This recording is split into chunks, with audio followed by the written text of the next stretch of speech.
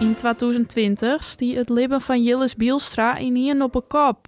Hij ben daar in het ziekenhuis met een hersenbloeding. Ik kon niet meer onthouden, ik kon niet meer denken. Ik zie zeg maar de helft van mijn omgeving. Doet het wel wat beter met hem gie, pakte Bielstra een oude passie op. Schilderen. Het hielp hem bij zijn herstel.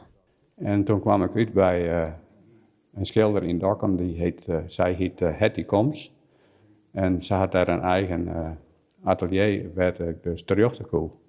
En daar ben ik nu al 6 jaar bezig en het groeit nog elke dag.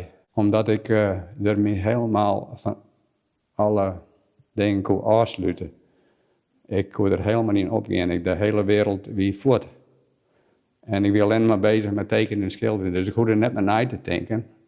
En ik ben heel geconcentreerd bezig met iets te creëren. En dat helpt. Het schilderen bracht hem een soort op mentaal gebied. En dat zijn werk dan ook in het cirkel van Eelsen te zien weer, die hem extra goed. Hij zette de schilderijen zadel dat ze te Gerre een verhaal vertelden. En die gaan over de verhalen uit de Bijbel. En wel op een eigen tijdse manier. En ik wil dat ik graag teruggaan om mensen die daar ook wat doen hebben. Dus dat is eigenlijk een grote insteek. Hele positieve reacties. En ik had een gastenboek en daar kunnen de mensen in schrijven. En daar zijn hele mooie anekdotes en bemoedigingen die ik dus kreeg.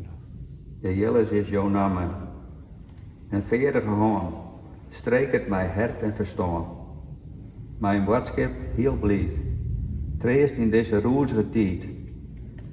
Dank je wel. Bielstra schildert mij een soort kleur, omdat hij vindt dat mensen daar fleurig van worden. Daarom hoefde ik net lang naar te tekenen hoe zijn favoriete schilderij. Nou, deze is wel heel mooi eigenlijk.